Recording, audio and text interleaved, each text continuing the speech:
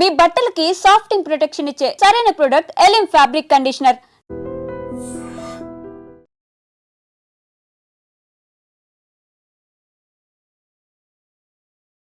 Meghalaya honeymoon case actually Indore కి సంబంధించిన couple Meghalaya honeymoon కి వెళ్ళినప్పుడు జరిగినటువంటి ఇన్సిడెంట్స్ అట్లాగే రోజుకు ఒక ట్విస్ట్ లాగా ఈ కేసు మారిపోయింది. మనకు తెలుసు రాజా రఘువంశిని సోనం చంపింది ఆమెనే, నేనే చంపినట్టుగా ఆమెనే ఒప్పుకున్నటువంటి పరిస్థితి. ఈ కేసులో అయితే ట్విస్ట్ల మీద ట్విస్ట్లు అనుకోండి, రోజుకో ట్విస్ట్ బయటకు వస్తోంది. అందులో భాగంగానే ఇప్పుడు మరో ట్విస్ట్ ఏంటంటే యాక్చువల్లీ ఈ సోనం వాళ్ళ నాన్నకి హెల్త్ బాగుండలేదట. అందుకని ఈ రాజా రఘువంశిని మ్యారేజ్ చేసుకున్న తర్వాత ఆయనని నరబలి, అంటే నిజంగా చెప్పాలంటే మూఢనమ్మకాలు, ఈ జాతకాలు ఇవన్నీ కూడా మనం అంటే చాలా మందికి అయితే అసలు నమ్మకమే ఉండదు. కానీ కొంతమంది ఎలా నమ్ముతారు అంటే వాళ్ళ బ్రెయిన్ వాష్ ఎలా చేస్తారు అని అంటే నిజంగానే మీరు ఇలా చేస్తే ఖచ్చితంగా ఈ పనులు అవుతాయి అనేటువంటిది ఈ కేసులో మరో ట్విస్ట్. ఈ సోనం అనే అమ్మాయి వాళ్ళ నాన్నకి హెల్త్ బాగోలేదు కాబట్టి ఆయన హెల్త్ బాగుపడాలి అని అంటే ఇప్పుడు ఈ సోనం ఎవరినైతే మ్యారేజ్ చేసుకుంటుందో ఆయనని బలి ఇస్తే అప్పుడు సోనం వాళ్ళ నాన్న బాగుపడతాడు, ఆ సోనం వాళ్ళ నాన్న మంచిగా అవుతాడు, అనారోగ్యం నుంచి బయటపడతాడు అని ఎవరో జ్యోతిష్యుడో ఇట్లా జాతకాలు చెప్పేవాడో ఎవరైతే ఉన్నారో ఈ ఫ్యామిలీకి పూర్తిగా అతనే చెప్తూ ఉంటాడట. అందులో భాగంగానే ఈ స్కెచ్ అంతా వేశారు. అందుకని సోనం ఒప్పుకుంది. సోనం మ్యారేజ్ తర్వాత వాళ్ళ భర్తని చంపి నరబలి ఇచ్చి ఆ తర్వాత ఈ ఏమంటారు లోయలో పడేసిన తర్వాత వాటర్లో ఆయన బ్లడ్ ఫ్లో అయితే అప్పుడు ఇప్పుడు సోనం వాళ్ళ నాన్న బతికి బయటపడతాడు అనేది వాళ్ళ ఫ్యామిలీకి చెప్పేటటువంటి జ్యోతిష్యుడు ఎవరైతే ఉన్నారో వాళ్ళు చెప్పాడట. అందుకని ఇంత పెద్ద స్కెచ్ యాక్చువల్లీ సోనం వాళ్ళ ఫ్యామిలీ అంతా కలిసి చేసింది అని ఇప్పుడు రాజా రఘువంశికి సంబంధించిన వాళ్ళ ఫాదర్ చెప్తున్నటువంటి పరిస్థితి. యాక్చువల్లీ పెళ్ళైన వారం వరకు కూడా వాళ్ళకి ఏదైతే ఫస్ట్ నైట్ జరగాలో అది జరగకుండా సోనం ఆపింది. ప్లాన్ ప్రకారమే హనీమూన్ కి వెళ్ళొచ్చిన తర్వాత ఈ కామాఖ్య అమ్మవారిని దర్శించుకున్న తర్వాత మేము బ్యాక్ వచ్చిన తర్వాత అప్పుడు ఆ మిగతా కార్యక్రమాలన్నీ చెయ్యండి అని వాళ్ళ హస్బెండ్ తో అంటే రాజా రఘువంశితోని వాళ్ళ అమ్మా నాన్నకు చెప్పించడం. మరి అదంతా లేకపోతే హనీమూన్ కి ఎందుకు వెళ్ళారు అనేది వాళ్ళ అమ్మా నాన్న అడిగినప్పటికీ కూడా ఏమో సోనం ఇలా చెప్పింది కాబట్టి మేము వెళ్ళేసి వస్తాము అని రాజా రఘువంశి కూడా పాపం అమాయకంగా సోనంని నమ్మడం, తర్వాత ఈ హనీమూన్ ట్రిప్ అంతా ప్లాన్ చేయడం. ప్లాన్ ప్రకారమే వీళ్ళు ఎవరైతే అంటే సోనంకి సంబంధించి ఎవరైతే సహకరించారో ఈ సుపారీ గ్యాంగ్ ఎవరైతే సహకరించారో వాళ్ళందరినీ కూడా అరేంజ్ చేయడం. వీళ్ళందరికి కూడా ఈ మేఘాలయ అనేటటువంటి ప్రాంతం చాలా కొత్తది, కానీ వీళ్ళు మొత్తంగా మేఘాలయలో ఎక్కడెక్కడ ఏమేమి ఉంటుంది అని పూర్తిగా తెలుసుకున్న తర్వాతనే ఇదంతా ప్లాన్ ఇంప్లిమెంట్ చేసినట్టుగా ఇప్పుడు రాజా రఘువంశి వాళ్ళ ఫాదర్ చెప్తున్నటువంటి పరిస్థితి. అండ్ ఇప్పుడు ఎవరైతే ఈ రాజ్ కుష్వాహా ఉన్నాడో అంటే సోనం ఇదంతా చేసింది కూడా రాజ్ కుష్వాహా. ఈయన యాక్చువల్లీ సోనంకి ముందే తెలుసు, ఫ్యామిలీకి చాలా దగ్గర. అండ్ రాజ్ కుష్వాహా కోసమే ఇదంతా చేసింది. ఈయనని చంపి ఆ తర్వాత దోషం ఏదన్నా ఉంటే అదంతా పోయిన తర్వాత రాజ్ కుష్వాహాని పెళ్లి చేసుకోవాలి. రాజ్ కుష్వాహా యాక్చువల్లీ సోనంకి లవర్ అనేటువంటి మాట ఇంకో వర్షన్ వినిపిస్తోంది. సో ఇప్పుడు ఈ కేసులో ఇంకో ట్విస్ట్ ఏంటంటే నిన్న మొన్న ఆమె ఫోన్ ని ఓపెన్ చేసి పూర్తిగా ఇన్ఫర్మేషన్ లాగితే అందులో ఎవరెవరితోని ఏమేం మాట్లాడింది, సోనం ఏ ఫోన్ అయితే యూజ్ చేసిందో ఆ ఫోన్లకు సంబంధించిన ఇన్ఫర్మేషన్ ఒకవైపు కనుక్కుంటున్నారు. అంటే ఆమె మొత్తంగా 3 ఫోన్లని యూజ్ చేసింది. ఆ 3 ఫోన్లు కూడా ముందు దొరకలేదు. ఒకటేమో యూపీలో, ఇంకోటేమో మధ్యప్రదేశ్ లో అట, ఇంకోటేమో మరి ఎక్కడ దాచిందో ఏంటో తెలియదు, కానీ ఆ ఒక్క ఫోన్ మాత్రం దొరికింది.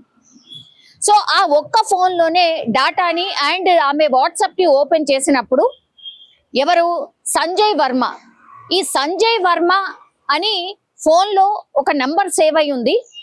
అండ్ జస్ట్ ఆమె మ్యారేజ్ సెటిల్ అయ్యి అంటే ఈ ఎంగేజ్మెంట్ తర్వాత ఇక దగ్గరకు వచ్చింది మ్యారేజ్ అనేంత వరకు కూడా ఆమె టోటల్గా 25 డేస్లో 234 సార్లు ఈ నంబర్కి కాల్ చేసి మాట్లాడినట్టుగా గుర్తించారు. కానీ ఈ సంజయ్ వర్మ ఎవరు, ఈ సంజయ్ వర్మ ఈ కొత్త ఫేస్ ఏంటి, ఈ కొత్త పర్సన్ ఎవరు అనేది కూడా అంతు చిక్కలేదు.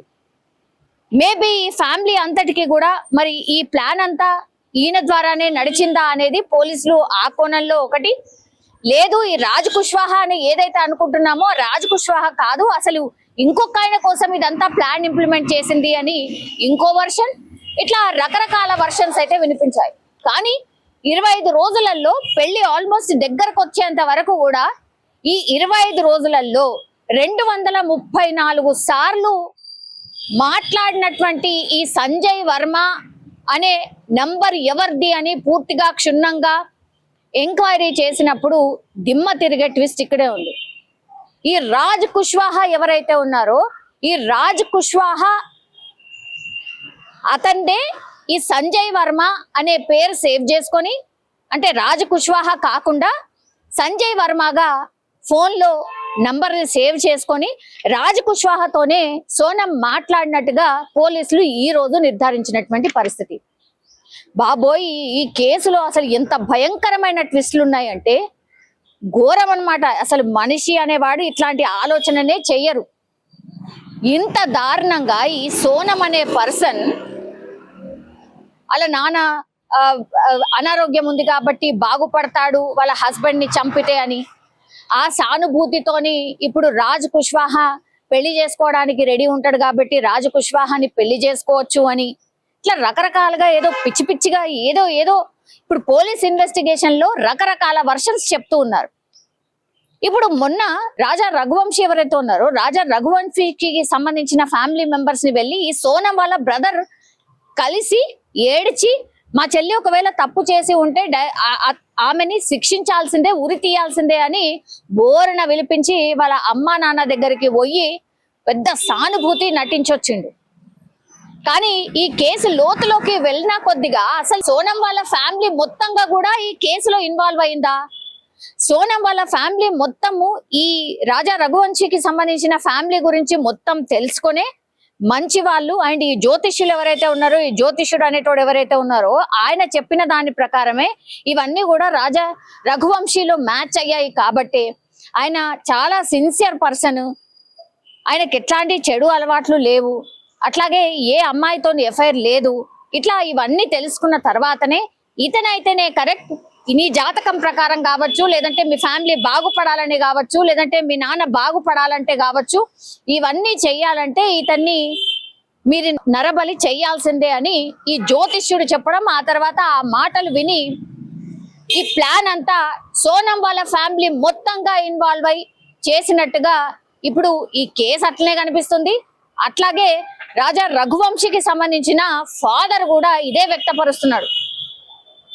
ఈ జాతకాలు పెళ్లి సెటిల్ అయిన తర్వాత కూడా జాతకాలు కావచ్చు, లేకపోతే మా ఆచారంలో ఇలానే ఉంది అని, మా ఆచారంలో ఇట్లానే చేయాలని చాలా అంటే చాలా పట్టుబట్టి మరీ అట్లాంటివి చేయించిండ్రు.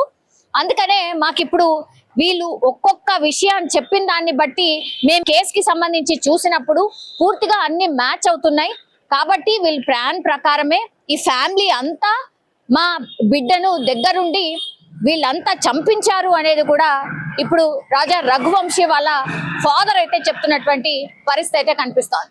సీన్ రీకన్స్ట్రక్షన్ జరిగింది పూర్తిగా మేఘాలయలో, అట్లాగే వీరు తిరిగినటువంటి ప్రాంతాల్లో ఎక్కడైతే రాజా రఘువంశీని ఎక్కడైతే మర్డర్ చేశారో అక్కడ గొడ్డలతోని కావచ్చు, కత్తులతోని కావచ్చు, ఆయనని 3 సార్ల పొడిచి చంపినట్టుగా పోలీసులు నిర్ధారించినటువంటి పరిస్థితి. అదంతా కూడా కళ్ళప్పగించి రాజా రఘువంశీని చంపేటప్పుడు సోనం అక్కడే ఉంది, మొత్తం ఆయనను కత్తిపోట్లకు గురి చేసిన తర్వాత ఆ తర్వాత లోయల పడేసేంత వరకు కూడా సోనం అక్కడే ఉండి నిల్చొని చూసింది, తన భర్తను చంపేటప్పుడు అక్కడే నిల్చొని చూసింది అని పోలీసుల విచారణలో సోనం కావచ్చు, లేకపోతే ఈ నిందితులు విశాల్ కావచ్చు, రాజ్ కుష్వాహా, ఆకాష్ అండ్ ఆనంద్ వీళ్ళందరూ కూడా కన్ఫెస్ చేసినట్టుగా పోలీసులు అయితే చెప్తున్నటువంటి పరిస్థితి అయితే కనిపిస్తోంది. సో ఇదంతటికీ కూడా సూత్రధారి ఏంటి అని అంటే సోనం ప్లాన్ ప్రకారమే ఆర్ సోనం వాళ్ళ ఫ్యామిలీ పూర్తిగా ప్లాన్ ప్రకారమే ఇదంతా చేసింది. ఆ తర్వాత రాజ్ కుష్వాహా ఎట్లాగో పెళ్లి చేసుకుంటాడు మా అమ్మాయిని కాబట్టి సానుభూతి పరంగా సొసైటీలో కూడా ఎవరు కూడా ఏమనుకోరు, ఫస్ట్ భర్త చనిపోయిండు కాబట్టి ఇగో ఈ రాజ్ కుష్వాహా ముందుకొచ్చి పెళ్లి చేసుకున్నాడు అని ప్రొజెక్ట్ చేయొచ్చు. అట్లాగే మా ఫ్యామిలీకి ఉన్నటువంటి ప్రాబ్లమ్స్ అనుకోండి, లేదంటే సోనం వాళ్ళ నాన్న ఆరోగ్యం బాగోదు కాబట్టి ఆ సోనం వాళ్ళ నాన్న ఆరోగ్యం బాగైపోతుంది కాబట్టి బలైపోతే బలైపోయింది, ఎవరు రాజా రఘువంశీ ఫ్యామిలీ బలైపోతే బలైపోయింది, మాకేంటి, మా ఫ్యామిలీ మాత్రం అన్ని విధాలా బాగుపడుతుంది అనుకున్న తర్వాతనే ఈ స్కెచ్ అంతా వేసినట్టుగా ఇప్పుడు రాజా రఘువంశీకి సంబంధించిన ఫ్యామిలీ అయితే చెప్తున్నటువంటి పరిస్థితి కనిపిస్తోంది. వీళ్ళందరికీ కూడా నార్కో టెస్టులు చెయ్యండి, అయితేనే నిజాలన్నీ కూడా బయటకు వస్తాయి, లేకపోతే వీళ్ళు చేసినటువంటి పాపం అంతా ఇంత కాదు, మా బాబుని ఒట్టిగా బలిచ్చిండ్రు, ఈ మూఢనమ్మకాలేంది, అసలు క్షుద్ర పూజలేంది, కామాఖ్య అమ్మవారి దగ్గరికి ఇప్పుడు రాజా రఘువంశిని చూపించిన తర్వాత ఇగో అమ్మ ఇగో మేము బలియబోతుంది ఇదే అనేటువంటిది అమ్మ దగ్గరగా చూపించిన తర్వాత అప్పుడు అతన్ని ఆ లోయర్ దగ్గరికి తీసుకువెళ్ళి వీళ్ళు ఇంప్లిమెంట్ చేసిన వీరు అనుకున్నటువంటి ప్లాన్ ప్రకారమే ముగ్గురితోనే చంపించి ఆ తర్వాత లోయలో పడేసినటువంటి పరిస్థితి కనిపిస్తోంది. ఆ తర్వాత కేసుకి సంబంధించి అన్ని విషయాలైతే మనకు తెలిసిందే. ఎందుకంటే 23వ తారీఖున మర్డర్ జరిగితే 2వ తారీఖున మే 23న మర్డర్ జరిగితే జూన్ 2వ తారీఖున రాజా రఘువంశీకి సంబంధించిన ఎక్కడైతే చనిపోయి డెడ్ బాడీ పడిందో అక్కడ ఆయన డెడ్ బాడీని కనుక్కోవడం అయితే జరిగింది. తర్వాత ఇప్పుడు నేను చెప్పిన నిందితులు ఎవరైతే ఉన్నారో వాళ్ళు పట్టుబడ్డం, దెన్ దాని తర్వాత ఒక 1 వీక్ తర్వాత ఇప్పుడు సోనం యూపీలో దొరకడం. సో ఇదంతా కూడా చూస్తుంటే పక్కాగా ప్లాన్ ప్రకారమే వీళ్ళందరూ అనుకునే కూడబలుక్కునే ఈ ఫ్యామిలీ మొత్తం అనుకునే మా కొడుకును చంపేసింది అనే వర్షన్ ఇప్పుడు రాజా రఘువంశీకి సంబంధించిన పేరెంట్స్ అయితే వినిపిస్తున్నారు. నిజం చెప్పాలంటే కూడా ఈ కేసుని మనం అబ్జర్వ్ చేసినా, ఈ ఇన్సిడెంట్లు అన్ని మనం చూసినా సరే ఇప్పుడు రాజ్ కుష్వాహాకి సంబంధించి పెళ్లి చేసుకోవాలి అని అనుకుంది కాబట్టి, డిసైడ్ అయింది కాబట్టి ప్లాన్ ప్రకారమే ఇదంతా చేసినట్టుగా స్పష్టంగా అర్థమవుతుంది. ఇప్పుడు రాజ్ కుష్వాహాకి సంబంధించిన ఫోన్ నంబర్ని ఆ పేరుని సంజయ్ వర్మగా సేవ్ చేసుకొని 234 సార్లు మాట్లాడింది. అంటే ఇంత టెక్నాలజీ పెరిగింది, ఇన్ని సీసీ కెమెరాస్ వచ్చాయి, ఇంత టెక్నాలజీ అందుబాటులో ఉన్నటువంటి టైంలో ఒక మర్డర్ చేసి ఈజీగా తప్పించుకుంటామని ఎట్లా అనుకున్నారు? ఇప్పుడు మేఘాలయ ప్లాన్ చేసింది కూడా అందుకే, లోయలో పడిపోతుంది ఇక దొరకడు ఇట్లా అనుకునే డెఫినెట్లీ ప్లాన్ చేసి ఉంటారు. వెతుకుతారు ఎంతకి దొరకడు, ఆ తర్వాత ఏమైపోతుంది, నెక్స్ట్ ఇక దొరుకుతలేడు కాబట్టి వెంటనే రాజ్ కుష్వాహాని 1 నెలనో 2 నెలల తర్వాతనో పెళ్లి చేసుకోవాలని ప్లాన్ చేశారు. ఇది ఈ కేసులో ఇప్పుడున్నటువంటి ట్విస్ట్. రోజుకో ట్విస్ట్ వస్తుంది కాబట్టి అసలు రేపు తెల్లవారి ఇంకేం ట్విస్ట్ వస్తుందో అనేది చాలా మంది అంటే మాట్లాడుతున్నటువంటి విషయం. సో ఇప్పుడు నిజంగానే రాజా రఘువంశీకి సంబంధించిన ఫ్యామిలీ ఏదైతే రేస్ చేసిందో పాయింట్స్ అవన్నీ క్షుణ్ణంగా పరిశీలిస్తోంది పోలీస్ శాఖ కూడా. అక్కడ ఉన్నటువంటి పోలీస్ శాఖ కూడా పూర్తిగా పరిశీలిస్తోంది. సీన్ రీకన్స్ట్రక్షన్ చేసింది కాబట్టి ప్రతి విషయాన్ని ఏది కూడా వదలకుండా ఈ కేసులో అన్ని క్లూస్ ని సాక్షుల్ని అందరినీ కూడా విచారిస్తోంది. అట్లాగే ఫ్యామిలీ మెంబర్స్ ని కూడా క్షుణ్ణంగా ఇన్వెస్టిగేషన్ చేస్తోంది. చూడాలి ఇంకెన్ని ట్విస్ట్లు వస్తాయో ఈ హనీమూన్ కేసుకి సంబంధించి, మరి ఇంకెంతమంది ఇన్వాల్వ్ అయి ఉన్నారో, మరి ఇంకేం మోటివ్ తోని మర్డర్ చేసిందో అనేది చూడాల్సిందే. నిజంగా ప్రస్తుతం ఉన్నటువంటి సమాజం దేనికి ప్రయారిటీ ఇస్తుంది? ఆర్థిక సంబంధాల చుట్టూ మాత్రమే తిరుగుతోంది. మళ్ళీ ఎన్నికలంగానే చాలా విరక్తి కలుగుతున్నాం. మంచి అనిపిస్తుంది కదా, లేడీస్ కూడా ఛాలెంజింగ్ జాబ్స్ చేసినప్పుడు చాలా బాగుంటది. ట్రాఫిక్ అసిస్టెంట్స్ గా నియమించిన ట్రాన్స్జెండర్స్ అందరితో సాల్యూట్ చేయించుకుంటున్నారు. ఫుడ్ డెలివరీ ఇవ్వటానికి వెళ్ళినటువంటి డెలివరీ బాయ్ అనిల్ పై కళ్ళ ముందు